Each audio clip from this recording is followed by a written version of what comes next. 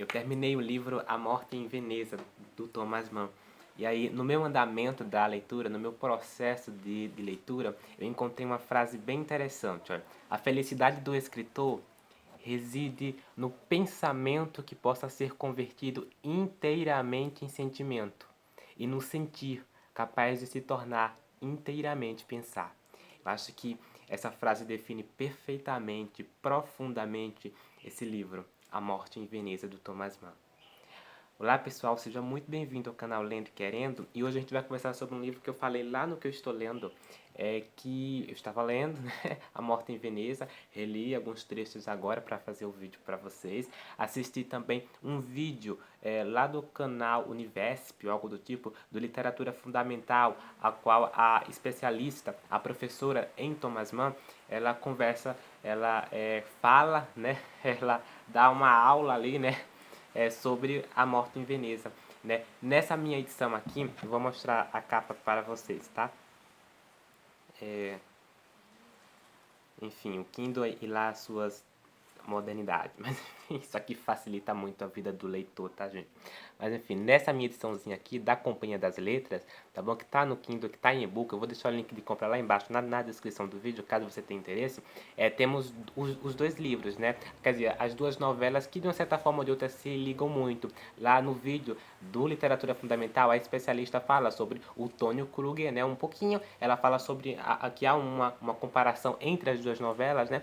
Mas enfim, nessa edição aqui temos A Morte em Veneza e temos o Tônio Krüger. São duas novelas do Thomas Mann, né? São dois livros do Thomas Mann. O que acontece é o seguinte, eu só vou conversar com vocês sobre A Morte em Veneza. Não vou conversar com vocês sobre o Tônio Krüger, porque assim, se A Morte em Veneza já me causou toda essa admiração, né? E esse vídeo vai ficar um pouquinho longo ou não, não sei, mas eu vou conversar com vocês somente sobre A Morte em Veneza. Eu vou gravar outro vídeo quando eu terminar, faltam bem poucos capítulos para terminar o Tônio Krüger. E aí eu volto aqui novamente e converso com vocês sobre o Tônio Krüger, tá certo? Mas assim, gente, que livro espetacular, tá certo? Eu não tenho palavras para descrever o que é A Morte em Veneza, do Thomas Mann. É um livro profundo e é um livro que trata sobre a arte, que trata sobre o ser escritor, que trata sobre o que é o íntimo do escritor. Mas o que é o íntimo do artista, né? Porque um escritor ele é um artista. E Thomas Mann faz um retrato disso de uma forma tão profunda, de uma forma tão íntima, de uma forma tão avassaladora, que você realmente fica, após a leitura de A Morte em Veneza, admirado. Você fica em um êxtase muito forte, né?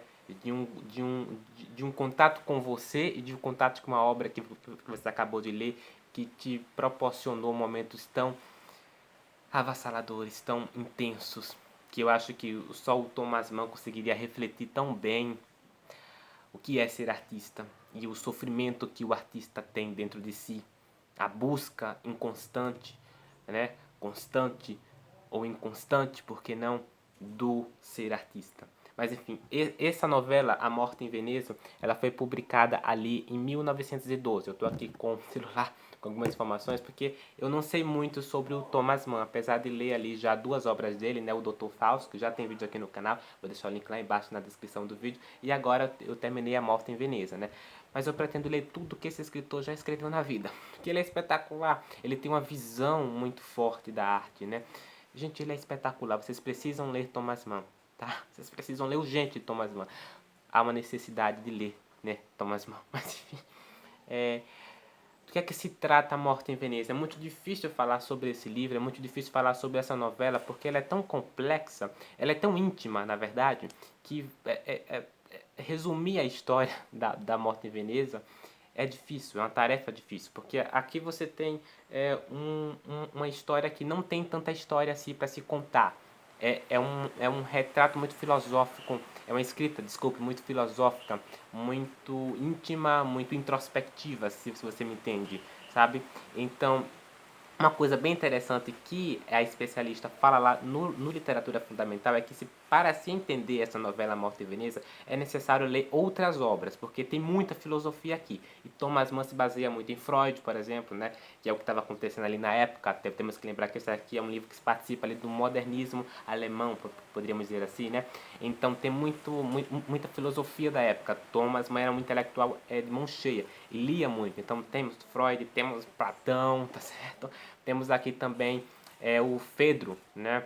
Então temos muita coisa filosófica, muita coisa que você precisaria ler isso para conseguir ter uma leitura, entre aspas, né, mais completa, se é que podemos dizer que se pode, né, ter uma leitura completa do A Morte em Veneza. Eu acho praticamente impossível, mas nada que leituras e leituras, né, te tragam mais uma compreensão dessa obra, porque é pequena, mas é que traz uma magnitude muito forte, né? Traz uma complexidade muito forte. E tem muitas coisas aqui que não tem jeito, você precisaria reler outras vezes para compreender melhor. Mas a história do A Morte em Veneza, em resumidas palavras, vou tentar falar aqui para vocês, sem dar spoiler, não vou dar spoiler, pelo menos até o final do vídeo, não pretendo, tá? Aqui nós vamos conhecer um personagem chamado Aschenbach, né? É um nome alemão, assim, os nomes alemães eu não vou conseguir pronunciar aqui para vocês, tá? Então desculpe a forma como eu estou falando eles, porque eu não sei alemão. Então vou pronunciar da forma como eu entendi aqui. Aschenbach. Mas enfim, Aschenbach é esse escritor, né, muito conhecido. Ele tem obras, ou é uma obra publicada, mas enfim, é uma pessoa com um intelectual muito forte, uma pessoa muito conhecida, né, dentro dessa arte dele, né, que é escrever. E ele está ali viajando, está passeando, ele chega em Munique, inclusive, né? E aí nós vamos acompanhar, dentre esses passeios ali, ele pretende ir para o cemitério, minha gente. Ele está no cemitério e ele vai encontrar uma pessoa estranha naquele cemitério, né? Uma pessoa feia, uma pessoa com aparência muito estranha, que causa um asco nele, mas causa um sentimento esquisito nele, sabe? No Aschenbach, que é esse escritor, né?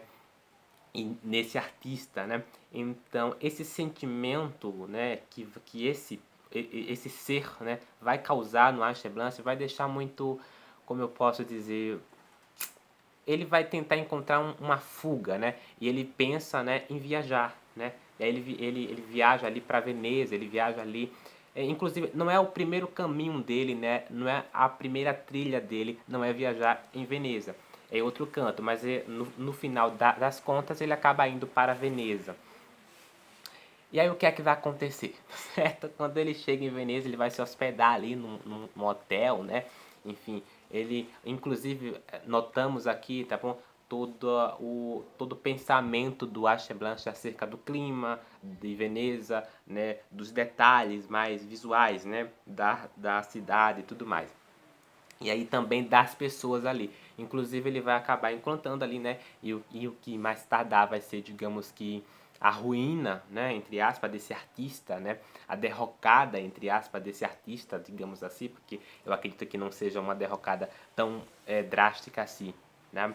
Eu acredito que seja também um autoconhecimento da sua própria arte, né? Ele vai acabar encontrando ali um outro personagem que se chama Tadísio, né? Que é um garoto de 14 anos, né? De uma família ali que também está hospedada naquele hotel. E ele vai acabar se apaixonando por esse garoto. Então, sim, temos aqui no A Morte em Veneza, do Thomas Mann, uma relação homoerótica. Mas não é uma relação homoerótica oral ou como posso dizer, de toque, né? Temos uma relação homoerótica aqui através da arte, da filosofia, do pensamento, entendeu? Então é uma coisa muito artística mesmo, tá bom? Porque esses dois personagens, apesar de se apaixonarem, inclusive é uma coisa muito unilateral, porque isso parte mais do lado do Aschenbach do que do lado do Tadísio, esse garoto, né, de 14 anos, né? Então acaba não sendo claro, por parte do Aschenbach acaba sendo até uma, se nós fôssemos pensar, poderíamos colocar pedofilia, mas não tem nenhuma relação sexual, não tem nenhuma relação de fato, os dois não se encontram e conversam, sabe? É sempre a visão do artista, né? É sempre a visão do Aschenbach acerca desse garoto. Então temos ali falas e temos ali toda um detalhamento da visão desse Asheblas sobre o Tadizio, né, a quem ele se apaixona. Então, à medida que a história prossegue, nós vamos vendo ali toda a paixão que o Asheblas nutre dentro de si acerca desse personagem Tadizio. Ele literalmente está entregue a esse personagem, né, esse garoto mesmo, né. Mas Tadizio, para ele, né, representa a arte. Na verdade, Tadizio representa a beleza perfeita, né? Uma coisa bem interessante que temos aqui também é a questão do resgate, né? Porque esse Tadizio vai fazer com que o personagem Asheblas resgate a sua arte dentro de si. Ele vai acabar criando conceitos, ele vai acabar pensando sobre o ser artista, pensando sobre a beleza, né? Porque o Tadizio, esse garoto que desperta essa paixão nesse Asheblas, acaba fazendo com que ele, toda a sua forma esbelta, né, corporal, né, ele é um garoto magro, mas que transmite toda uma ideia, né, de uma beleza perfeita, né, que acaba despertando no Asheblas toda essa motivação muito íntima, muito intensa, muito profunda, né, em que nós vamos acompanhar aqui. Essa é uma escrita que já deu para perceber, né, muito sentimental. Então é muito difícil falar sobre essa história porque ela não tem muita história. É basicamente isso. Então encontramos essa paixão desses dois, né, mais da parte do Asheblas do que da parte do Tadizio. Então vamos acompanhar aqui na história, né, boa parte dos capítulos, né, da narrativa, o olhar dele. Então se ele está ali numa praia, entendeu? A Asheblas está na praia, ele começa a olhar para Tadizio e começa a conversar sobre ele, a ter uma conversa íntima também com ele sobre o Tadizio, né? Sobre o jeito dele, sobre a forma dele se mover, a forma dele olhar, a forma dele conversar com os outros. Então temos esse retrato, essa conversa íntima do personagem aqui, do artista, né? Acerca ali do Tadizio. E é uma coisa muito linda de se ver. É uma coisa muito intensa. Sabe aquela coisa que você vai lendo e vai se conectando de uma certa forma? É uma coisa, é um retrato muito lindo, tá, gente? À medida que a coisa vai andando aqui, vamos perceber que essa cidade em Veneza, tá certo? Ela não está tão boa assim de se turistar, né? De ter turismo ali. Até porque está acontecendo tipo uma praga, uma epidemia ali, né? Uma doença mesmo está se alastrando em Veneza. E eu não vou contar, mas o título desse livro já diz muito, né? A Morte em Veneza. A gente já sabe, logo no título desse livro, que vai acontecer uma morte aqui. Nós não sabemos de qual personagem vai ser. Eu acho que esse é o grande plot. Eu não vou dar spoiler, pelo menos agora não. Não sabemos quem é que vai morrer aqui na história. Essa é a verdade, né? Se é o Tadizio, se é o Asheblas, ou se é outro personagem, outra pessoa, ou alguma coisa. Não sabemos. No último capítulo aqui do livro, nós vamos saber, né? Nós vamos encarar a morte desse outro personagem, né? Desculpe, do personagem aqui. Não sabemos quem vai morrer, né? Então, isso já é muito anunciado pelo autor. Ele já deixa muito claro através do título. Vai acontecer uma morte, a morte em Veneza. Só que assim, à medida que essa narrativa vai, né, se prolongando, ela vai se passando ali, porque é uma narrativa, se você não tem um contato mais com esse tipo de literatura, ou se você não conhece Thomas Mann, a escrita de Thomas Mann, você vai achar uma literatura arrastada. Mas, na verdade, não é, porque é uma coisa mais filosófica, né, gente? Então, assim, vai havendo aqui anúncios dessa morte.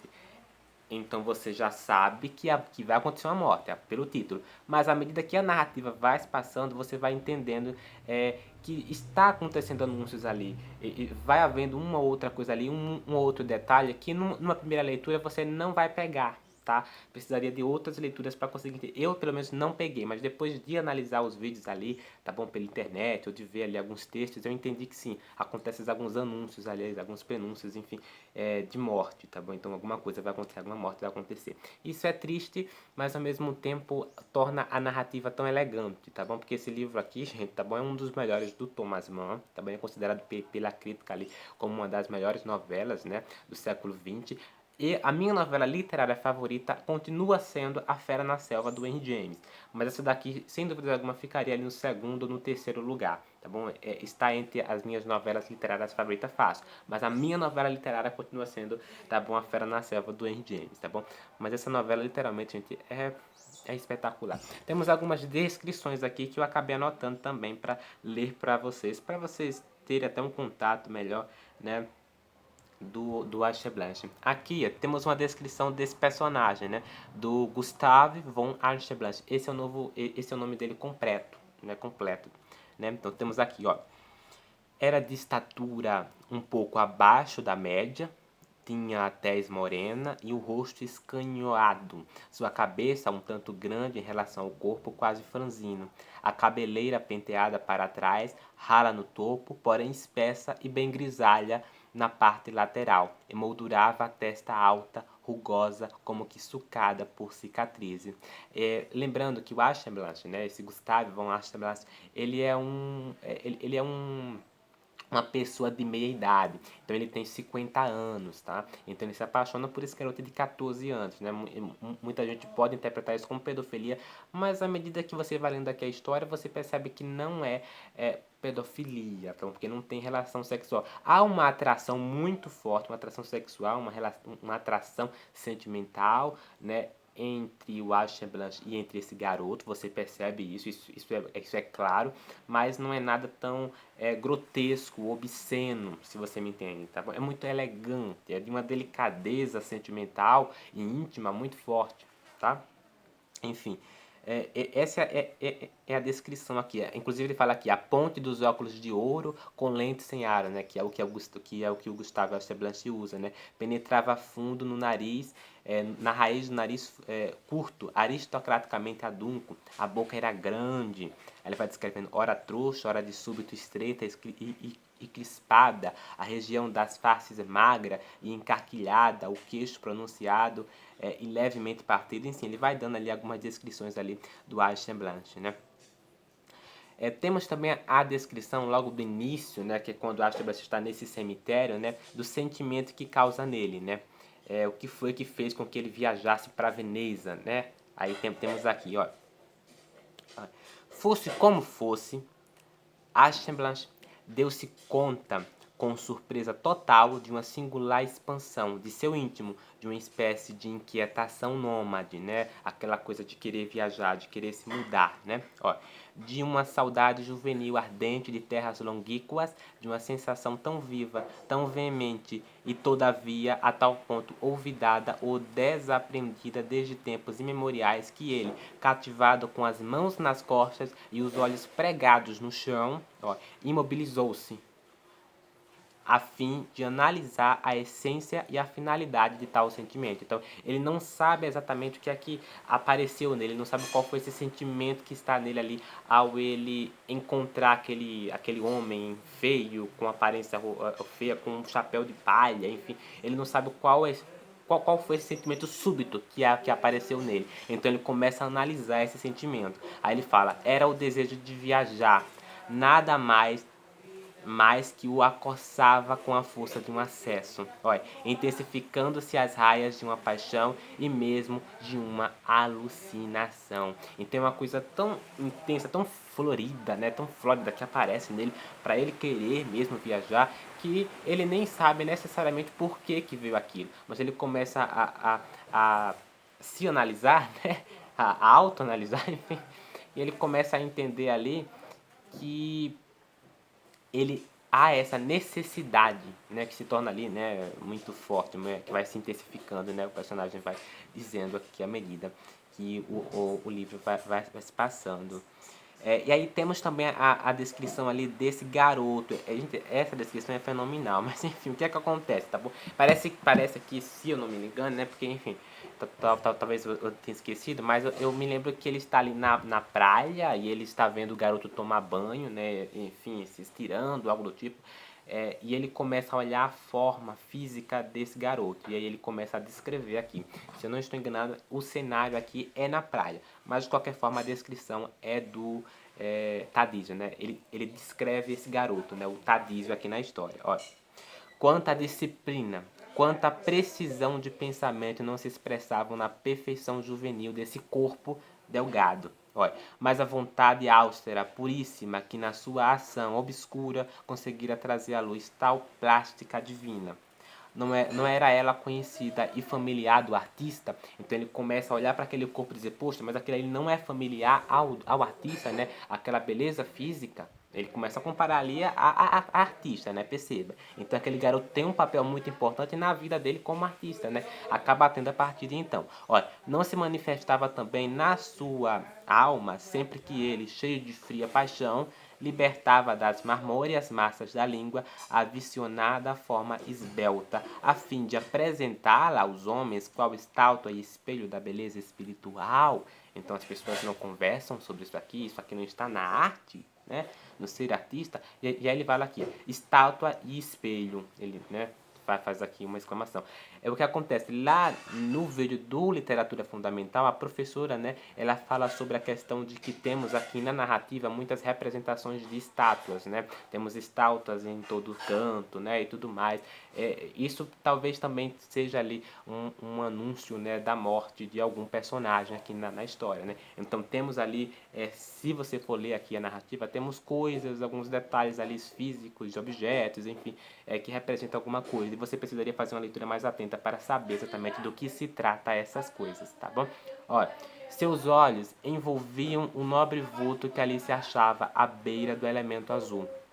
E num arrobo de entusiasmo, Aschenbach pensava compreender nesse olhar a própria beleza, a forma como ideia divina, a perfeição una e pura que vive no espírito e cuja imagem, cujo símbolo lá se erguia, gracioso e leve, no intuito de ser adorado.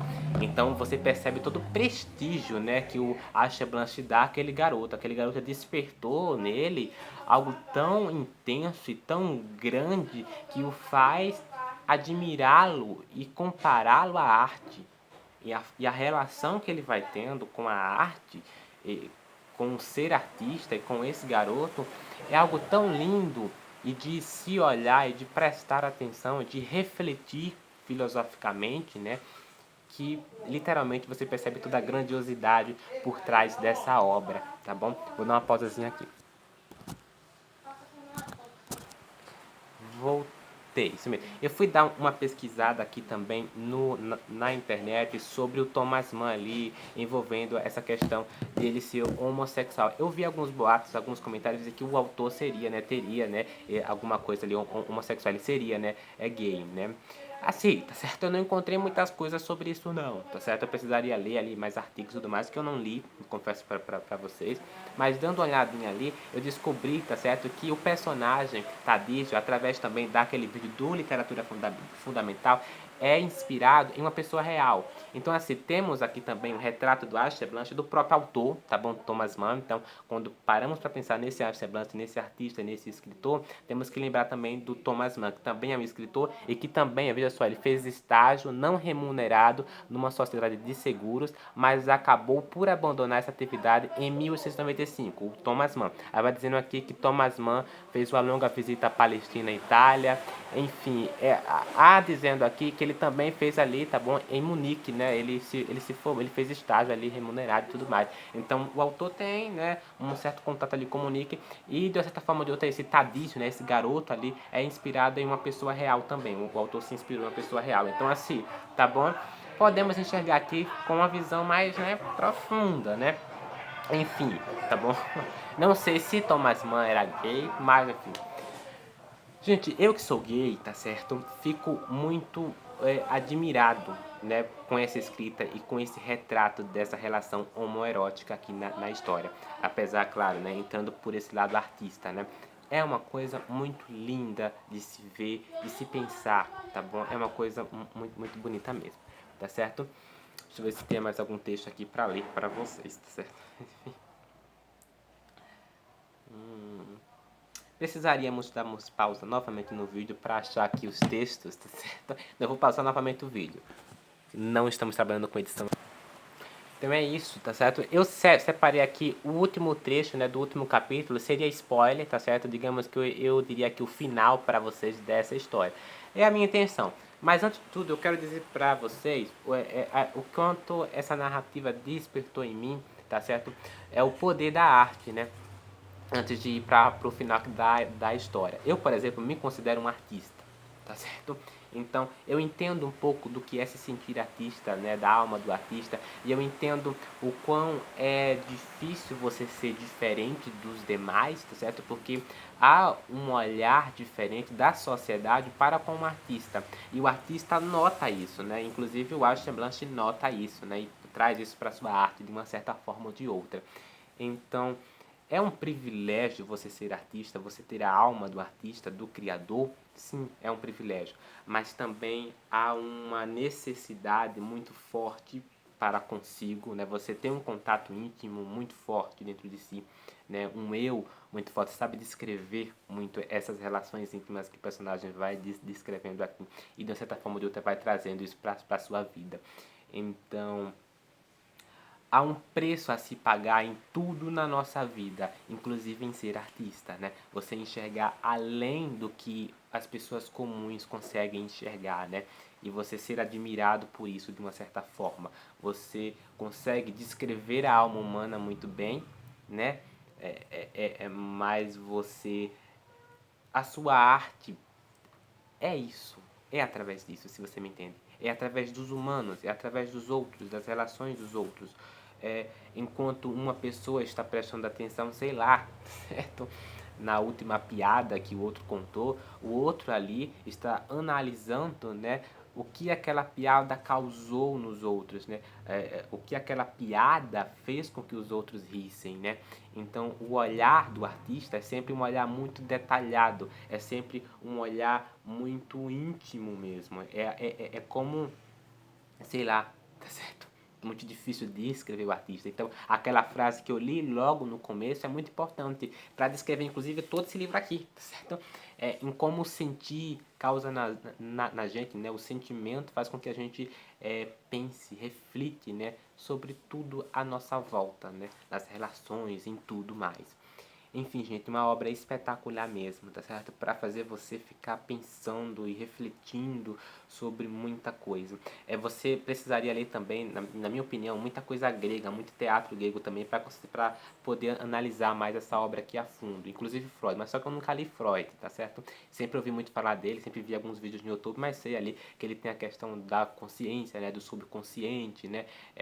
Enfim, da psicanálise, né? Ele é, né, o cara, né, da psicanálise e tudo mais. Então, assim, é necessário você também ler o que é que estava se passando, né? Os livros ali do momento em que Freud escreveu, né? Esse contexto do Freud, esse contexto também da do teatro grego, né, o contexto também de Platão, porque o sentimento em que esses dois personagens aqui têm na história, né, o Aristobulus e o Tadísio, é um amor muito platônico. Você percebe que é uma coisa muito forte, né? Parece, inclusive, que esses personagens se encontraram numa outra vida, né? Sei lá, tempos atrás, né? Uma coisa muito mais antiga, né? Inclusive os diálogos em que o Aristobulus vai fazendo aqui na história é sempre com personagens, né, com mitos, né, com a coisa mais bem antiga mesmo, tá bom? Bem muito de antes, assim, de milênios mesmo, tá certo?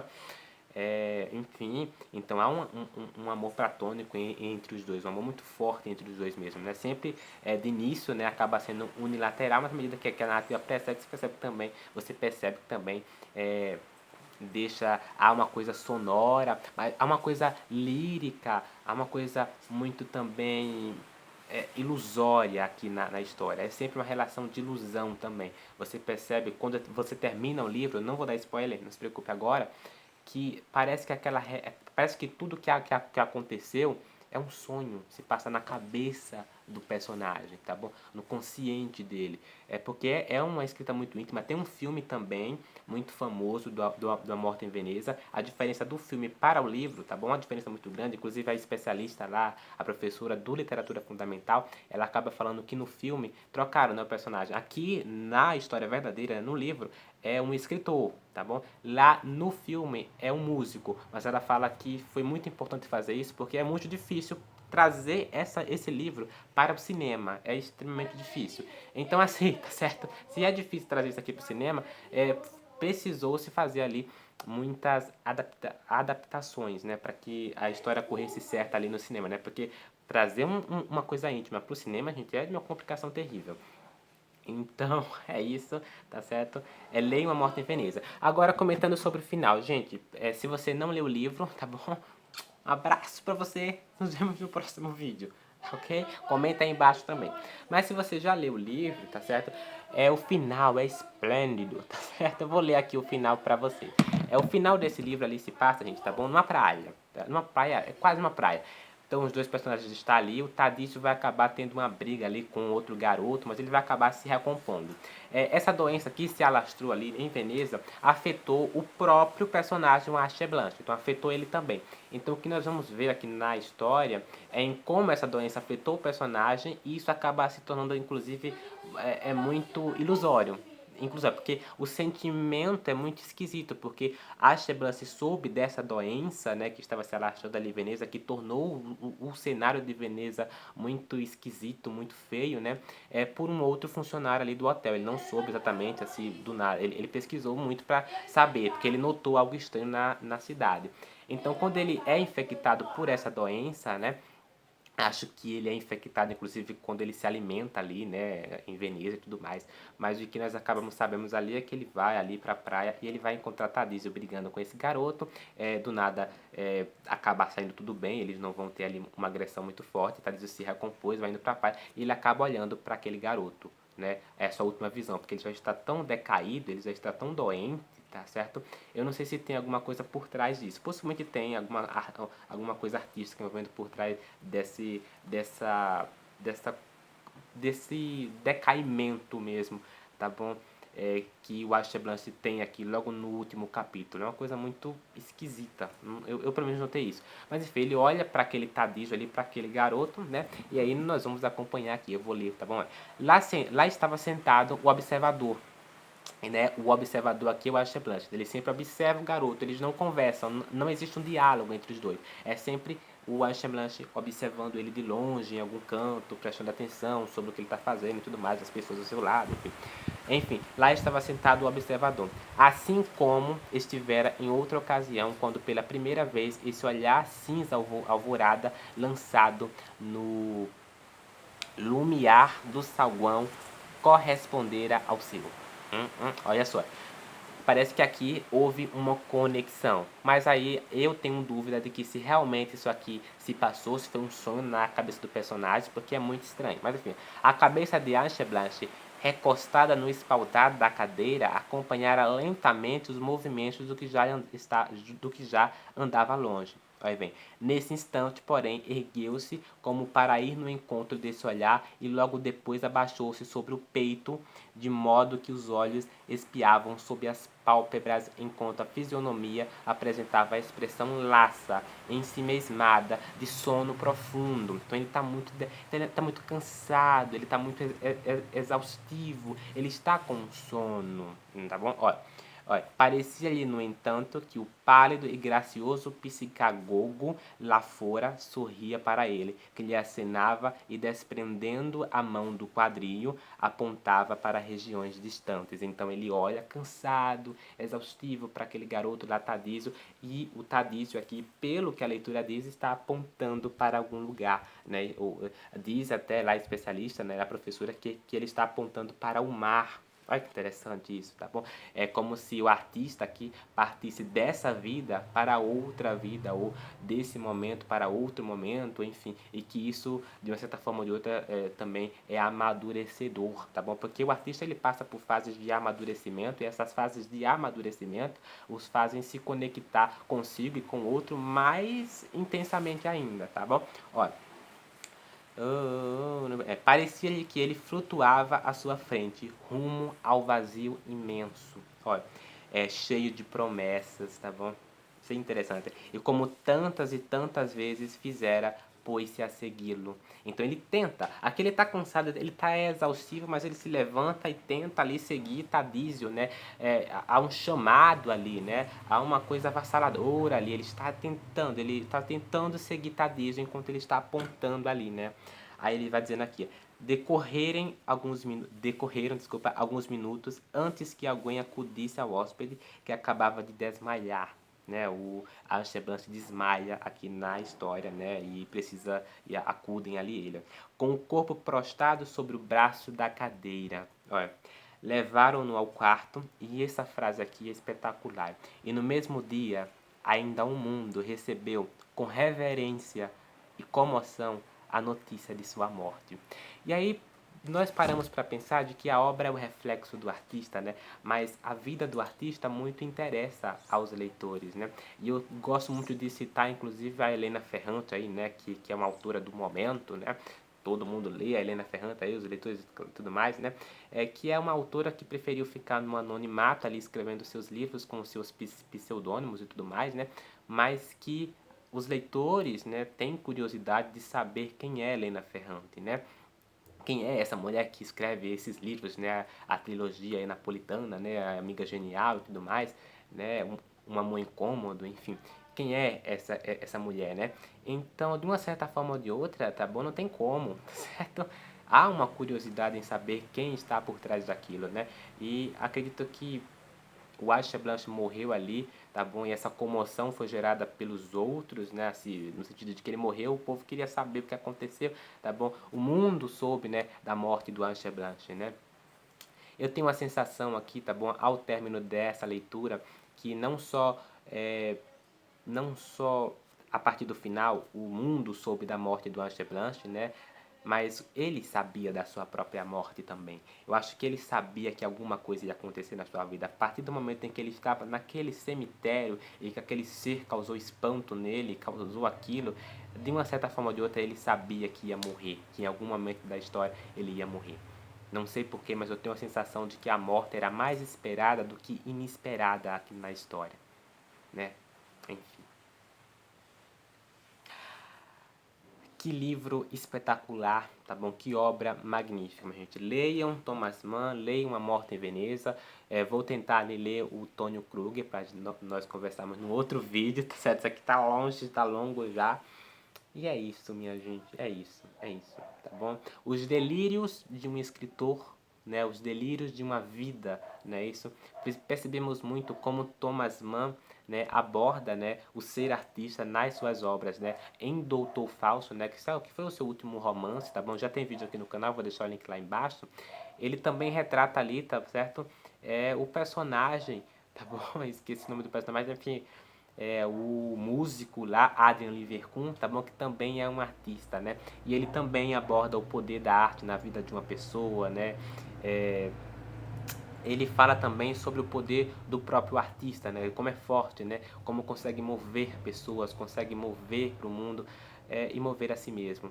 E como é difícil você lidar com tanto sentimento, com tanto, com tanta conexão consigo mesmo, né? Enfim, há uma ânsia sobre isso muito forte. Há uma ânsia de viver também muito forte, né, para algumas pessoas, né? Há esse retrato na literatura, mas também há uma ânsia de persistir, de lutar, sabe? E eu acho que o Thomas Mann consegue produzir isso nas suas obras de uma forma tão bonita, tão clara, tão lúcida, sabe? Que enfim, eu gosto muito do Thomas Mann, virou um dos meus autores favoritos a partir disso aqui, tá bom? Inclusive a partir do Doutor Falso, né? Isso. A escrita do Thomas Mann é uma escrita rebuscada, tá bom? Inclusive quando se publicou ali esse livro, tá bom? Esse aqui é um dos livros conhecidos por ter ali a escrita muito difícil, muito rebuscada, muito poética, há uma estética aqui muito bem trabalhada do autor, há um trabalho imenso, né? Você percebe que o autor, para construir esse tipo de narrativa aqui, tem de fato uma bagagem de vida, uma bagagem literária, né? Uma bagagem intelectual muito grande, né? Não é qualquer livro, não, gente. É um livro difícil, tá bom? Muito difícil de se ler, inclusive. Tem passagens aqui que você fica lutando para entender do que se trata, mas você precisa persistir para terminar. Eu acredito que essa é uma daquelas leituras que você pode saber o enredo inteiro. Você pode catar um vídeo sabendo o enredo inteiro desse livro, mas é, a experiência, né, traz muito para você, leitor, tá bom? Traz muitas coisas a mais na sua bagagem de vida também. É um acréscimo muito forte na sua vida enquanto intelectual, enquanto artista também, tá? Enquanto artista, principalmente enquanto artista, tá? Enfim, então a escrita de Thomas Mann é rebuscada, mas não persista, tá certo? Eu pretendo ler todas as obras que esse cara escreveu. Eu tenho já a maioria aí em e-book, tá bom? E eu pretendo ler tudo que esse cara escreveu na vida, tá bom? Porque vale a pena, tá certo? É, indiquem ali livros também de texto de apoio. Eu não li livro de texto de apoio sobre esse livro, mas eu sei que deva ter, né? Com certeza deve ter ali alguma coisa ali sobre esse autor ali. Eu queria muito ler uma biografia sobre o Thomas Mann, porque a vida dele muito me interessa, porque se eu não estou enganado, a mãe do Thomas Mann é brasileira, né? Veio para o Brasil, se eu não estou enganado. Enfim, o autor, inclusive Thomas Mann, tem uma relação muito bacana, né? Com o Brasil, né? Com esse país. Ah, que interessante, né? Gente, eu gosto muito do Brasil, acho o país muito rico, muito diverso na sua cultura e tudo mais. O autor, se eu não me engano, ele gostava muito. Tá certo? É isso. Eu tô cansado. Eu acho que esse vídeo ficou, pelo menos, acho que inteiro, né? É isso. Se inscreva no canal, comenta aí embaixo, dá o seu joinha, não sai do vídeo sem deixar o joinha, se você chegou até aqui é porque esse vídeo lhe interessou, então não sai do vídeo sem deixar o joinha, compartilha esse vídeo aí e nos vemos no próximo vídeo. Um abraço pra vocês e até mais.